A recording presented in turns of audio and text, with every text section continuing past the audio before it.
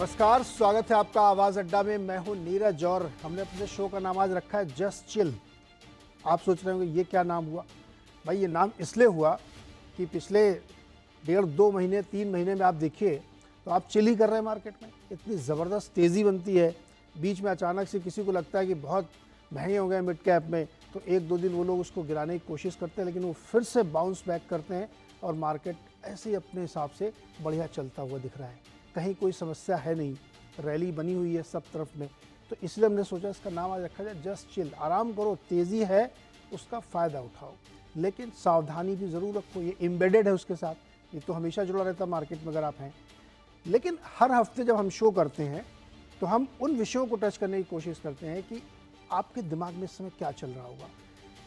कोई ना कोई सवाल होगा, कोशिश करता हूँ कि वो सवाल हल करें, हम उसका जवाब देने की कोशिश करें, जिससे जब अगले हफ्ते आप तैयारी करें मार्केट की तो वो सवाल का जवाब आपके पास होना चाहिए।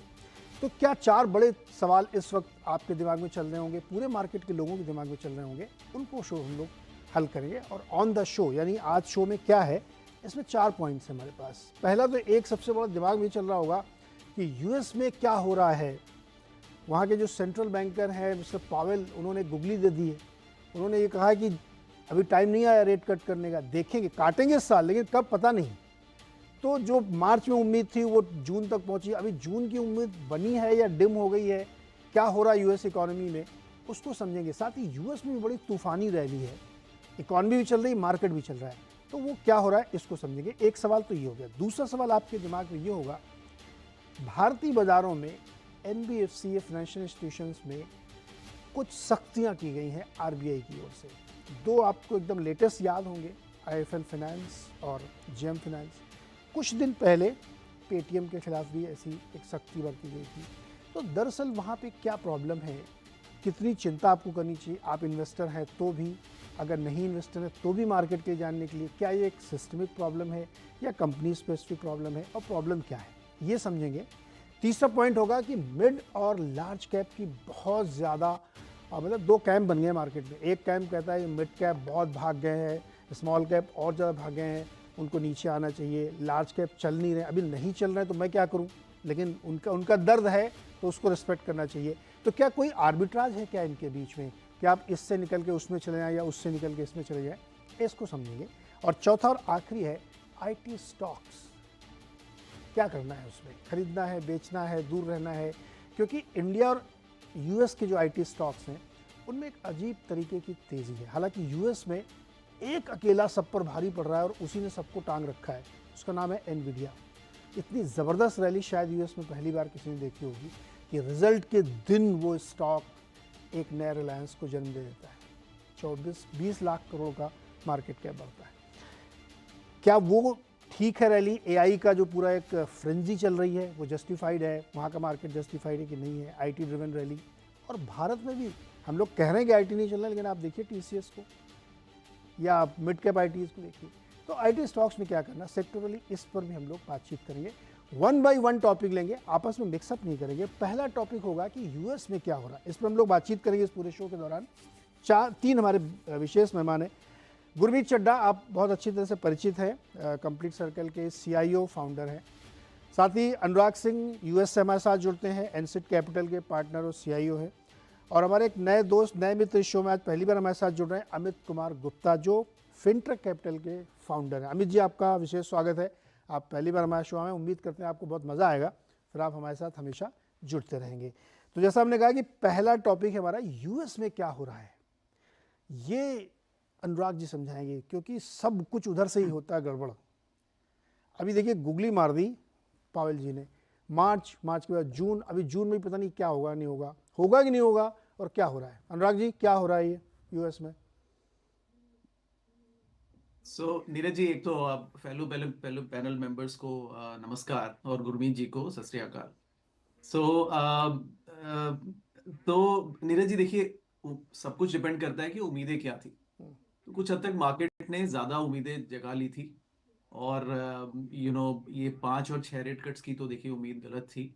बट एंटिसिपेशन ये था कि इन्फ्लेशन बहुत तेजी से नीचे आ जाएगा, फेडरल रिजर्व स्टैंड्स को स्लो कर देगा, और फाइनेंशियल इंस्टीट्यूशंस में भी जो खतरा आ रहा है, अब कल न्यूयॉर्क कम्युनिटी बैंक पे काफी उलटफेर हो गया, उसको देखते हुए फेडरल रिजर्व का स्टैंस एक्सपेक्टेशन से थोड़ा जल्दी नीचे आ जाएगा। मेरा मानना थोड़ा सा उससे अलग है, और मार्केट का एक बड़ा कैंप अब समझने लगा है और इस बात को मानता है कि वो जल्दबाजी नहीं करेंगे, और आई थिंक वही सही स्टैंस है। अ, और देखिए, जल्दबाजी की जरूरत क्या है? इकोनॉमी आपका 3 से 4% के बीच में ग्रो कर रही है, which is very good number for a US economy of this size. और एम्प्लॉयमेंट मार्केट भी, अनएम्प्लॉयमेंट 3.7 पे बना हुआ है, which means labour market strong है। और लेबर मार्केट स्ट्रांग है तो कंपनीज की अर्निंग्स भी बनी हुई है। तो किसी किस्म की स्लो डाउन की जो गुंजाइश है वो नहीं है। अगर कहीं इधर उधर बैंक्स में कोई प्रॉब्लम आती है तो they have ways to contain it, तो उन्होंने फंड्स ऑलरेडी बना दिया है जिस फंड से बैंक्स बोरो कर सकते हैं। सो बट आई थिंक एक चिंता हट जाना कि अब पीक पर है। कल पॉवेल साहब ने एटलीस्ट ये जरूर कहा कि जो उनका फंड्स रेट है वो this is probably at the peak. So अब वो यहाँ से आगे नहीं जाएंगे, और अब नेक्स्ट जो मूव होगा वो कट होगा। तो ये आई थिंक बड़ा मार्केट को रिलीफ देता है कि next move is a cut.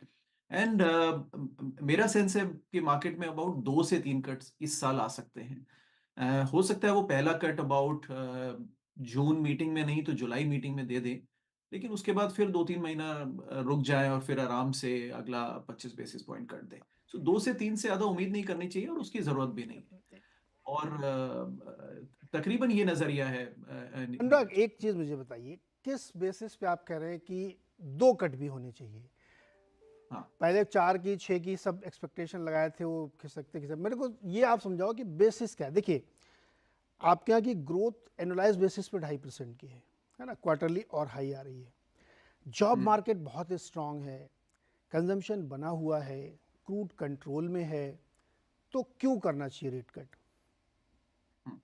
तो नीरज, इसमें अगर उनके डॉट प्लॉट्स पे जाएं और उस पे हम उनका ट्रैक देखें, so which is the best case scenario they expect, तो उन्होंने ये नहीं कहा कि इस साल के एंड तक इन्फ्लेशन 2% ही आएगा तो ही हम कट करेंगे।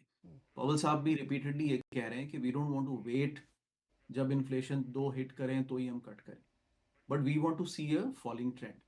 अब इस साल के एंड तक का प्रोजेक्शन है कोर पीसीई पर 2.4, अगले साल 2025 के एंड पर 2.2 का projection, which means they are not waiting for it to come to 2% to provide the rate cuts. दूसरा लॉजिक ये है नीरज कि एक between inflation and your interest rates, उसको बोलते हैं रियल रेट्स, वो करीब 1 से 1.5% रहना चाहिए। On a longer term basis तो वो 0.5 से 1% भी काफी है, जो फेड के प्रोजेक्शंस में है। अगर आप अभी देखें तो इन्फ्लेशन अबाउट, अगर हम उसको 3% भी मान लें, तो अबाउट तो भी रेट कट 5.5 में 2.5% का फर्क है। इसको एटलीस्ट नीचे लाने की गुंजाइश है, विच मीन्स क्योंकि रियल रेट ही तो है जो मार्केट को इम्पैक्ट करता है। तो that's why this is the reasoning Neeraj के they don't need to be unusually high from the inflation rate. So that's why 2 से 3 रेट कट्स का गुंजाइश बनती है। मुझे लगता है 2 होंगे, बट 3 भी हो सकते हैं। रियल रेट चूंकि बहुत गैप बहुत ज़्यादा है इसमें। गुरमीत जी, आपको लगता है कि 2 रेट कट होंगे, या ऐसे लगता है कि ऐसे करके करते टाइम पास हो जाएगा कि कुछ नहीं होगा? देखिए हाँ, अनुराग जी ने एक बहुत अच्छी बात बोली। आई थिंक क्वेश्चन अब ये है कि किस पेस पे लूजनिंग होगी, और डिबेट ये है कि किस पेस पे लूजनिंग करेंगे। उनका एक स्टेटमेंट जो अगर आपने कल देखा हो, उन्होंने बोला कि दोनों रिस्क है, risk of cutting too early hmm, and risk of cutting too late. Hmm, तो कहीं ना कहीं एक रियलाइजेशन है कि एक लैग इम्पैक्ट होता है यूएसडी रेट हाइक्स का।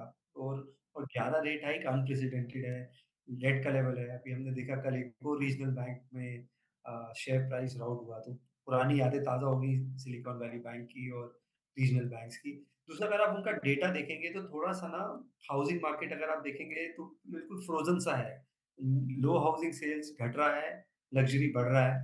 नंबर ऑफ सेलर्स, एक जो इंडेक्स को ट्रैक करते हैं, वो सडनली 18% जंप हुआ है दिसंबर के बाद, क्योंकि मॉर्गेज रेट थोड़ा सा नीचे आया है। 30 ईयर मॉर्गेज रेट 8% पहुंच गया था, अभी वापस 6.70। अनुराग जी शायद ज्यादा बता पाएंगे। तो कोई भी नहीं चाहता कि पुराने रेट्स को छेड़ा जाए, जो उनके पुराने चीपर रेट्स हैं। और लेबर मार्केट में अभी भी सिचुएशन टाइट है, डिमांड ज्यादा है जो लोअर एंड है। तो मिक्स इकोनॉमिक डेटा है। और कहीं ना कहीं कई बार कोई क्रेडिट इवेंट बता के नहीं आता है, सिर्फ सिग्नल्स देता है। और ये सिग्नल्स आते हैं और सारे रिस्क एसेट्स ऊपर हैं। चाहे क्रिप्टो है, चाहे गोल्ड है, बहुत कम होता है जब आपके सारे एक साथ मैंने गोल्ड, इक्विटी सबको एक साथ हाई बनाते हुए बहुत कम देखा है। तो मुझे लगता है कि रेट कट्स होंगे और एक स्टेज के बाद मार्केट ये देखना चाहता है कि लूज़निंग की लूज़िंग किस पेस पे होना चाहिए। आई थिंक हमें 1 आध महीने में और इस पे क्लैरिटी मिलेगी और माइंड यू इस साल यूएस में भी इलेक्शंस हैं। जो बड़े दावेदार हैं वो साफ बोल रहे हैं कि हम रिपीट ही नहीं करेंगे फेड चेयर को। तो हम भी बोल सकते हैं कि फेड इंडिपेंडेंट होता है और सेंट्रल बैंक इंडिपेंडेंट होते हैं। पर थोड़ा-सा पॉलिटिकल प्रेशर रहता है, माइंड यू इलेक्शन ईयर है। तो मेरा मानना है कि 2 या 3 रेट कट होने के अच्छे आसार हैं सेकंड हाफ में। 2 या 3 रेट कट के अच्छे सर। एक सवाल ज़रा मैंने पहले अनुराग जी से, अनुराग जी क्या जो जितने रेट हाइक्स लिए हैं यूएस फेड ने वो सब प्ले ऑफ हो गए? ओ, ये तो बहुत डिफिकल्ट है नीरज जी, कभी भी कहना कि वो प्ले अप हो गए हैं। हाँ।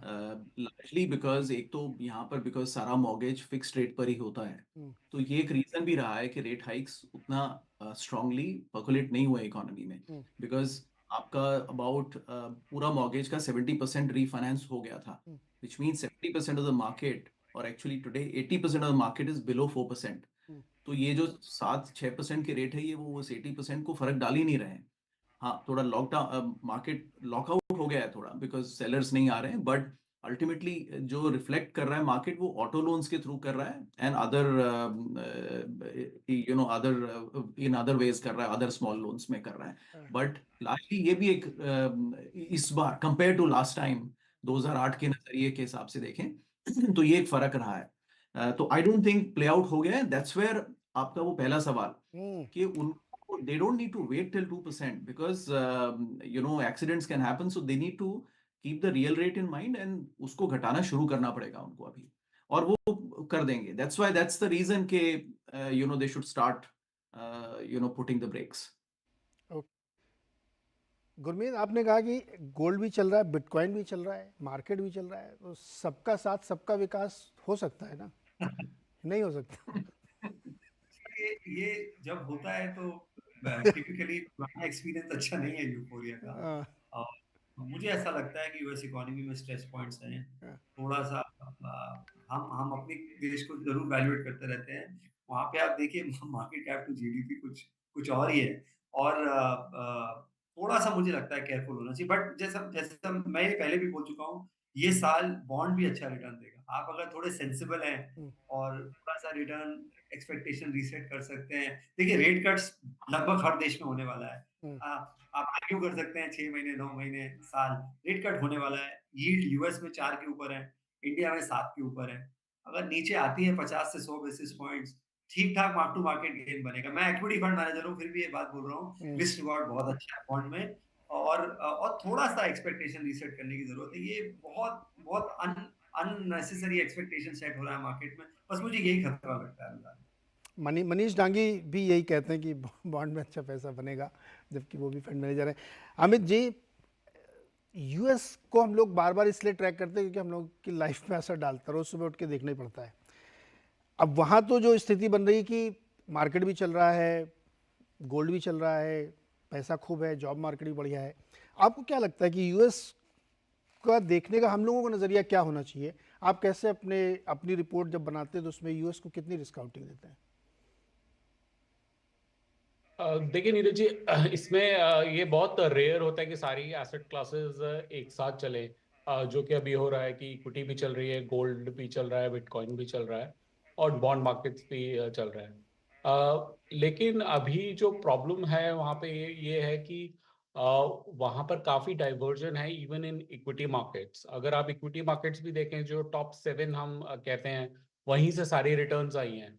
और अगर पिछले 3-4 हफ्ते का रिटर्न्स हटा दें तो small cap index actually 52 week low पे था। तो वहां पर भी बहुत ज्यादा डाइवर्जन है और काफी ऐसे इन्वेस्टर्स भी हैं जो कि स्मॉल कैप में इन्वेस्ट करते हैं लेकिन उन्होंने रिटर्न नहीं बनाई है। तो मुझे लगता है कि वो थोड़ा वहां पर सेंटिमेंट जो है वो मिक्स्ड है। वो हेडलाइन नंबर्स या हेडलाइंस हमें देखकर लगता है कि काफी पॉजिटिव है सेंटिमेंट, और एक सेक्शन ऑफ इन्वेस्टर्स हैं भी, स्पेशली जो इंडेक्स इन्वेस्टर्स होते हैं वहाँ पे पैसिव इन्वेस्टिंग क्योंकि वहाँ पर काफ़ी बड़ी है, तो उन्होंने काफ़ी पैसा बनाया है क्योंकि वो वन वे रैली हुई है फ्रॉम लास्ट ईयर। लेकिन यूएस में स्ट्रेस पॉइंट्स हैं, हाउसिंग में है, जो लोन्स की रीफाइनेंसिंग हो रही है उसमें प्रॉब्लम्स हैं, जो यूज्ड कार्स का इन्फ्लेशन था वो बिल्कुल क्रैश कर चुका है, ऑलमोस्ट हाफ प्राइसेस पे आ गए हैं। टेस्ला जो प्राइस पे यूज्ड कार बिक रही थी 2022 में, उसकी आधी आ चुकी है। सो काफी ऐसे पॉइंट्स हैं जहाँ पे स्ट्रेस है, और वो एक मार्केट थोड़ा लॉकआउट हो गया है कि सेलर्स नहीं है और बायर्स बहुत ज्यादा हैं। तो वो स्ट्रेस एक्चुअल में एक क्रेडिट इवेंट में कन्वर्ट होगा या नहीं, ये कहना बहुत मुश्किल है। हो सकता है हो सकता है ना हो, और कब होगा ये तो प्रिडिक्ट करना, टाइमिंग बहुत ही मुश्किल है। लेकिन वो एक स्ट्रेस पॉइंट है और उस पर हमेशा नजर रखनी चाहिए। अदरवाइज जॉब मार्केट्स काफी डिसेंट है इस टाइम पे, और अगर इन्फ्लेशन कुछ अगले 3-4 महीने में कंट्रोल में रहता है, तो मुझे लगता है कि रेट कट डेफिनेटली इस साल होगा। जून में एक्सपेक्टेड है, बट हो सकता है थोड़ा आगे भी बढ़ जाए। बट इन्फ्लेशन थोड़ा देखना पड़ेगा, क्योंकि अभी रेड सी का जो क्राइसिस हुआ है उसकी वजह से शिपिंग रेट्स ऑलमोस्ट डबल हो गए हैं पिछले 3 महीने में। तो वो इन्फ्लेशन अगर कंट्रोल में रहता है, क्रूड थोड़ा कंट्रोल में रहता है, तो मुझे लगता है rate cut is the quite a possibility. देखिए, क्रूड तो अभी कंट्रोल में रहेगा, जब तक बाइडेन जी का चुनाव नहीं हो जाता तब तक क्रूड बढ़ने नहीं देंगे, पॉलिटिकली उसको मैनेज किया जा रहा है। लेकिन आपने जो बात की ना, मैं इस पर आपसे काउंटर क्वेश्चन मेरा ये है कि जेपी मॉर्गन ये कह रहा है कि मार्केट में बबल है। अभी 2 दिन पहले उन्होंने बात बोली है। गोल्डमैन सैक्स, मॉर्गन स्टैनली, ये सब कह रहे हैं कि यहाँ से बहुत बड़ी रैली 5400 तो कम से कम जाएगा S&P। दोनों के बीच में बहुत फंडामेंटल डिफरेंस है। अब ये बात सही है कि उसमें अगर वो मैग्निफिसेंट 7 को हटा दें तो वो रैली है ही नहीं फिर वो, और उसमें भी एक केवल जो 100% चला है एनवीडिया, उसने पूरे मार्केट को ड्राइव करके रख दिया है। तो क्या ये रैली वाकई सिर्फ इंडेक्स मैनेजमेंट टाइप का दिख रही है, ब्रॉड बेस नहीं है रैली, इसलिए डरना चाहिए लोगों को? जेपी मॉर्गन की बात सही है? सो इसमें एक डाइवर्जेंट पॉइंट ऑफ व्यू है। एक पॉइंट ऑफ व्यू ये है कि निविडिया अभी और ज्यादा चल सकता है यहाँ से भी, क्योंकि एआई में जो चेंजेस हो रहे हैं, जिस स्पीड से चेंजेस हो रहे हैं, निविडिया खुद जो R&D कर रहा है, तो देयर इज अ पॉसिबिलिटी कि वो एआई ड्रिवन रैली जो है वो इंडेक्सेस को और ज्यादा और ज्यादा और तेजी करे, और जो 5400-5500 के टारगेट्स आ रहे हैं, even that is possible by elections. दूसरा पॉइंट ऑफ व्यू ये है कि जो टॉप 7-8 स्टॉक्स है जो कि मेजरली जिन्होंने रिटर्न दी हैं, वो रुक जाए, और जो स्मॉल कैप मिड कैप्स अभी तक नहीं चले हैं वो कैचअप करें। सो वो थोड़ा एक डाइवर्जेंस है व्यूज में, और इवेंचुअली वो मार्केट पे देखना पड़ेगा कि कौन सा व्यू सही होता है। बट अभी जो मार्केट कंडीशंस है और मार्केट ओपिनियंस है वो इन दोनों चीज पे इक्वली डिवाइडेड है। आई डोंट थिंक कि कोई बहुत ज्यादा बियरिश कैंप में है यूएस मार्केट्स को लेके। ओके, अनुराग जी, आपके पास टेस्ला कार है क्या, या आप अभी फोर्ड वाली चलाते हैं, डीजल वाली? नीरज जी, मैं तो डीजल डीजल तो नहीं, खैर वो पेट्रोल पे ही चलती है। लेकिन I am a late adopter on technology, कि वो टेक्नोलॉजी जितना लेट अडॉप्ट करो उतना वो एफिशिएंट होती है और उतना ही वो आपको मुनासिब रेट्स पे मिलती है। इस तो ऑफ कोर्स मैं अभी प्लान भी नहीं कर रहा हूँ कभी टेस्ला खरीदने का। अच्छा, इसीलिए तो टेस्ला गिर रहा है, इसीलिए एप्पल गिर रहा है, क्योंकि आप लोग टेक्नोलॉजी से दूरी बनाए हुए हैं। अब पता है कि एप्पल के फ़ोन नहीं बिक रहे हैं, बेचारे की बिक्री गिर गई है। और आपने अगर सही समय पे मुझे और गुरमीत जी को और अमित जी को बता दिया होता कि एआई वाले में पैसा लगाओ एनवीडिया में, तो आज हम लोग कितने पैसे कमा लेते। आपने लगाया कि नहीं एनवीडिया में? नहीं, देखिए, ये एक वो जो 7 स्टॉक्स थे ना, वो हाँ, मैग्निफिसेंट 7 का तो हाँ। अब छठी होकर के सुपर 6 एंड क्रेजी 5 से अब सुपर 4 हो गया है। तो टेस्ला देखिए, टेस्ला का 22% चाइना से आता था, एप्पल की 20% सेल्स चाइना में होती थी। तकरीबन ये है कि वहां पर the rise of BYD is pushing Tesla out. So वो 20% सेल्स में प्रॉब्लम है। प्लस यही नहीं, सिर्फ स्टारबक्स ले लीजिए, एस्टे लॉडर देख लीजिए, कॉस्मेटिक कंपनीज लुई वुइटन देख लीजिए, तो इन सब में खतरा है। सेम स्टोरी विद एप्पल, तकरीबन लग रहा है कि they will push out Apple, हुआ we will push it out. तो वो 20% मार्केट हिलने से फर्क पड़ता है किसी को भी। बट मल्टीपल्स अभी भी एप्पल के मल्टीपल्स 26 पर है। I understand 26 is not also very cheap multiple, but for a company like Apple it's okay. Tesla still थोड़ा ऊपर है, नीचे जा सकता है, बट ब्रॉडली अगर आप देखें तो अब market is coming to sense कि किस कंपनी को कितना वैल्यूएशन देना है। थोड़ी क्राउडिंग आउट हो गई है। अब मैंने बात सुनी अमित की, ऊपर जा सकता है, नीचे जा सकता है, स्टॉक जा सकता है। उस पर डिबेट करना अलग है, but Nvidia still $80 billion sales company. अब पूरी दुनिया पे तो कब्जा नहीं कर लेगा ना, मतलब हो गया 2.2 ट्रिलियन का valuation. I mean I understand, but this is the point, where I say के I want to be a year too early to exit rather than a day too late. तो वो ठीक है, बट एक frenzy पे एक limit से आगे नीरज जी वो पार्टिसिपेशन करना गलत है। तो वो मैं रेकमेंड नहीं करूंगा कहीं भी। बट अदरवाइज मार्केट ठीक है। कोई कह रहा है कि मार्केट बहुत बुलिश जोन में है, आई मुझे तो ऐसा नहीं लगता, क्योंकि we are still placed in predominantly the other section of the market जी। Which will rebound. Gurmeet sir, एक बहुत छोटा सा एक्सप्लेनेशन आपकी चाहिए, ये बहुत सीरियस क्वेश्चन है। देखिए, गुरमीत जी को टेस्ला अभी भी महंगा लगता है, जो अपने आप में 27% केवल 2024 में गिर चुका है। बेचारा परेशान है कि कैसे सस्टेन करें, वो अपना बिजी रहते हैं एक्स में ही केवल। दो चीज़ें इसमें मैं एक्सप्लेनेशन आपसे चाहता हूँ। देखिए, एक तरफ टेस्ला का गिरना ये दिखाता है कि जब 7 साल बाद दूसरी बैटरी लगवाने गया आदमी, तो उसको समझ में आया गुरु भी बहुत महंगी गाड़ी है ना, अभी थोड़ा समझ में नहीं आ रहा उसके। एप्पल इसलिए गिर रहा है क्योंकि वो जो चाइना ने उसको हिट दिया है ना, वो ये कह रहे हैं कि रिफर्बिश्ड फ़ोन भी आप डिस्काउंट पे जितना चाहो बेचो, बट बेचो। और उन्होंने अपनी वो ईवी वाली जो ऑटोनोमस कार में तो आईडे ड्रॉप कर दिया। ये एक बड़े शिफ्ट हैं ये। आपको लगता है कि ये एक बहुत बड़ा चेंज है और इसी का आर्बिट्राज एआई वाला ले गया एनवीडिया? कुछ हद तक आर्बिट्राज होता है, उनका जी पैसा चेज भी करता है जहाँ पे फ्रेंजी होता है, हमने देखा है वो मार्केट में। दूसरा, मुझे मेरा ये मानना है कि थोड़ा-सा कई बार काउंटर सिक्लिकल होना चाहिए मार्केट में। कुछ पार्ट पोर्टफोलियो का, मैं नहीं कह रहा हूँ कि आपको पूरा काउंटर सिक्लिकल होना चाहिए, कुछ पार्ट होना चाहिए। अब देखिए, आईटी को कोई टच ही नहीं कर रहा था लास्ट से। इन्फोसिस 1100 में भी महँगा लग रहा था, एचसीएल 1000 में भी महँगा लग रहा था। सिमिलरली अभी कोई केमिकल्स को टच नहीं करना चाह रहा था। सडनली आप देखिए टाटा केमिकल और आरती में बहुत अच्छा मूवमेंट आया। और हमें ये डिफाइन करना चाहिए, ये अच्छा बिज़नेस है, टेम्परेरी प्रॉब्लम है, कि अच्छा बिज़नेस है और स्ट्रक्चरल प्रॉब्लम है। तो मेरा ये मानना है कि टेस्ला का जो साइबर ट्रक है, जो मेरा रिव्यू, मुझे लगता है बहुत अच्छा प्रोडक्ट है और काफ़ी अच्छा मूव करेगा, और चाइना में हमेशा स्लो डाउन नहीं रहना है। बहुत कुछ चाइनीज़ गवर्नमेंट भी करेगी, चाहे वो एप्पल की सेल्स हैं, चाहे चाहे कुछ हद तक टेस्ला की सेल है, और बढ़ रहा है। एक एक इसमें टोयोटा का एक बहुत अच्छी थ्योरी आई है अभी 1690। वो ये कहते हैं कि अगर एक ईवी अगर आप बना रहे हैं, तो उसी रॉ मटेरियल से आप 6 हाइब्रिड बना सकते हैं जो प्लग इन है, और 90 हाइब्रिड बना सकते हैं जिनको प्लग इन की ज़रूरत ही नहीं है। तो टोयोटा कह रहा है कि फ्यूचर हाइब्रिड है, और जो कार्बन प्रिंट है, वो ओवर अ लाइफ टाइम देखेंगे, आप इमीडिएटली देखेंगे हाइब्रिड का बेटर है, कम कार्बन प्रिंट करेगा ईवी से। तो अगर hybrid as a technology adopt हो जाती है, और ये टेस्ला की थ्योरी सही, ये टोयोटा की थ्योरी सही है, तो मुझे लगता है टेस्ला पे काफ़ी बड़ा इम्पैक्ट, या किसी भी ईवी पे बहुत बड़ा इम्पैक्ट। परफेक्ट। अच्छा, अब मैं आता हूँ अपने दूसरे टॉपिक पे, जो बहुत सारे इन्वेस्टर्स को, ट्रेडर्स को, मार्केट पार्टिसिपेंट को परेशान कर रहा है। ये जो अभी लास्ट वीक आपने देखा कि दो फाइनेंशियल इंस्टीट्यूशन के ऊपर आरबीआई ने सख्ती करी, आईएफएल फाइनेंस और जेएम फाइनेंस के ऊपर। उससे थोड़े दिन पहले पेटीएम पे भी ये हुआ।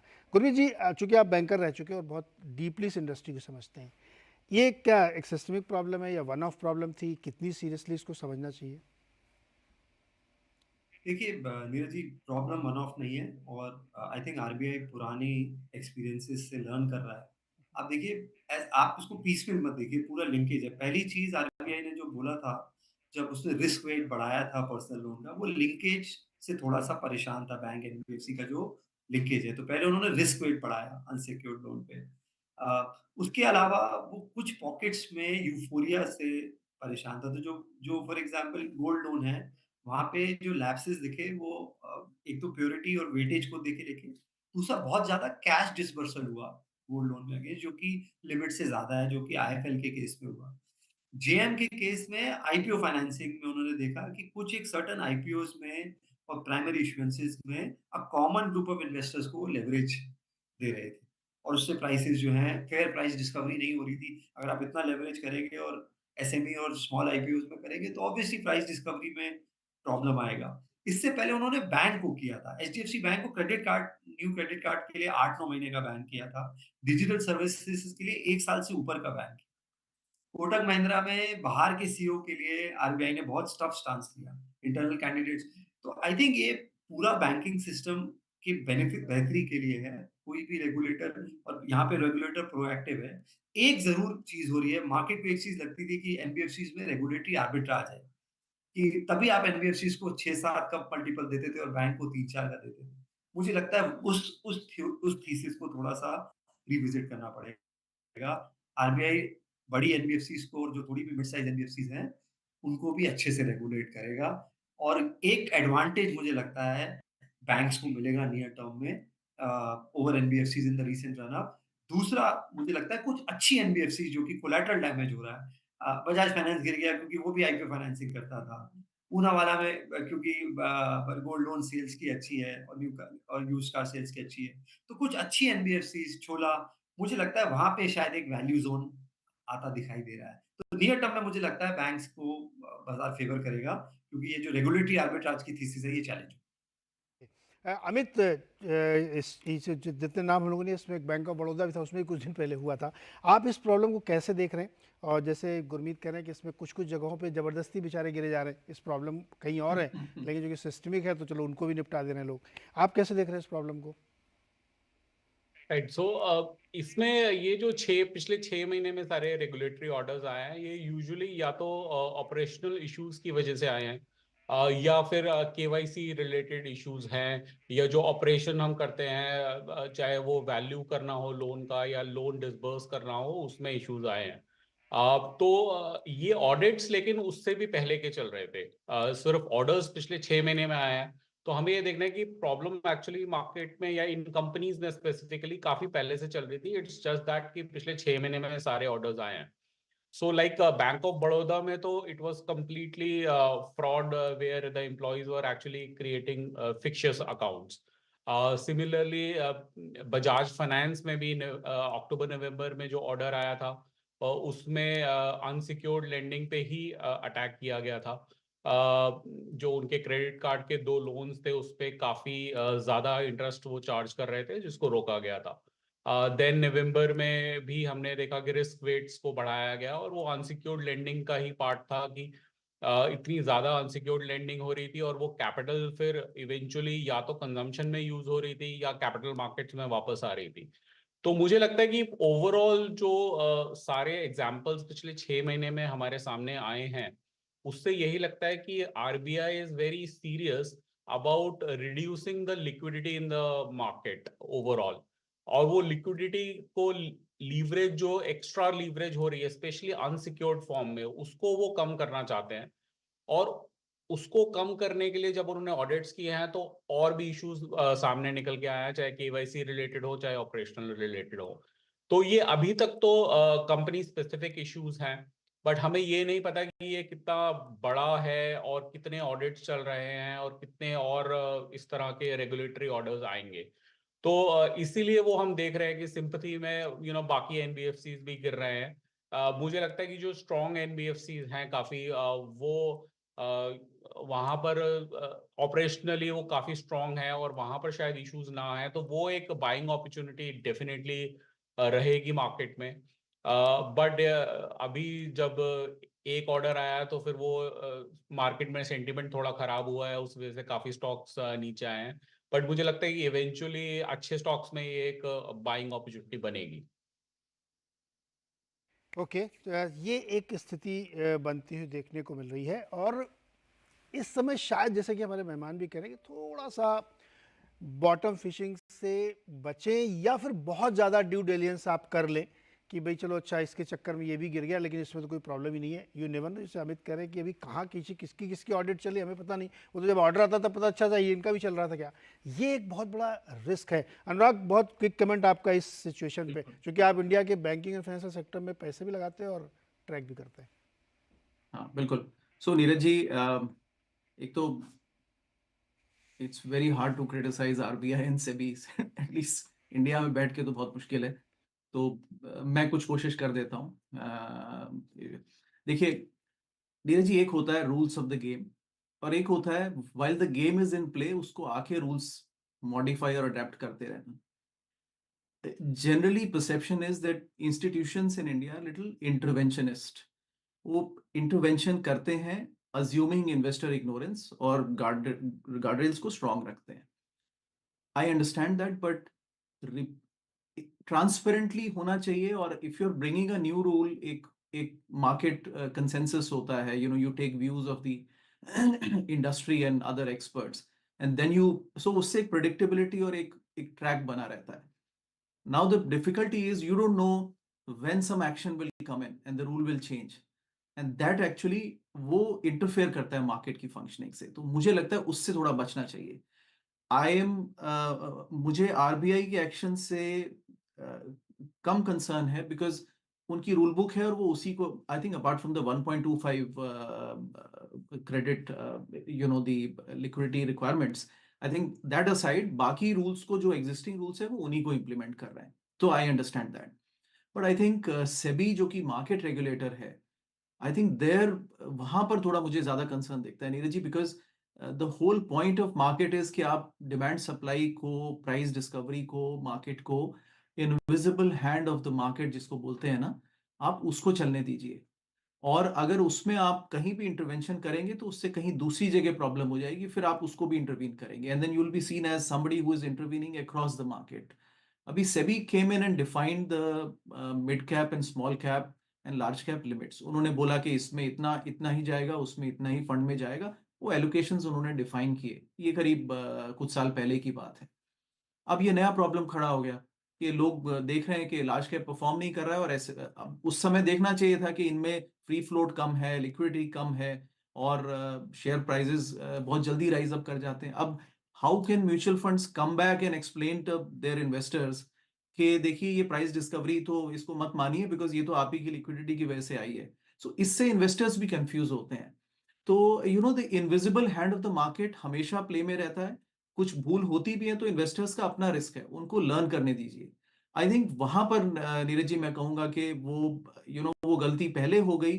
फंड्स इसको मैनेज कर लिया करते थे, because despite being in a mid cap fund, वो लार्ज कैप में एलोकेशन ज्यादा रखते थे.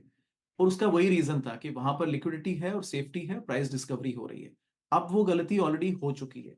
आई थिंक इससे बचना चाहिए. ये मेरा लिमिटेड टेक है, and I have no qualms in admitting that this was a big mistake, really. नहीं, ये बहुत इंटरेस्टिंग है, और इस पे हमारे, मैं तो ये मानता हूँ कि रेगुलेटर्स बहुत सजग हैं इंडिया के, और वो बहुत स्विफ्टली एक्शन लेते हैं. सेबी ने भी इस जेएम फाइनेंशियल वाले मामले में उनके बॉन्ड इश्यूएंस पे रोक लगा दी है, आईपीओ फाइनेंसिंग पे तो रोक है ही है, एंड विद इन 60 डेज इनकी जांच पूरी होनी है. ये interim order already JM financials के लिए आ चुका है. तो दोनों ही रेगुलेटर, वो सिक्योरिटी मार्केट का और बैंकिंग का, दोनों ही बहुत एक्टिव हैं. और मैं तो मानता हूँ कि आरबीआई से भी बहुत ही टाइमली, बहुत स्विफ्ट और बहुत सोच समझ के लेते, फिर उसमें रिवर्सल नहीं होता कि जैसे पेटीएम वाले बहुत लोग सोचे थे कि कुछ फैसला बदल देंगे क्या, रिव्यू करेंगे. वो बिल्कुल क्लैरिटी के साथ था, ऐसा कुछ नहीं होने वाला है. तो ये बहुत ध्यान रखना चाहिए, इसलिए हमने कहा इस इशू पे बातचीत होनी चाहिए. एक छोटा सा मैं ब्रेक लूँगा यहाँ पे. ब्रेक से जब हम वापस आएंगे तो मिड और लार्ज, स्मॉल कैप और लार्ज कैप का आर्बिट्राज, साथ ही आईटी स्टॉक्स में क्या करना चाहिए, बातचीत करेंगे.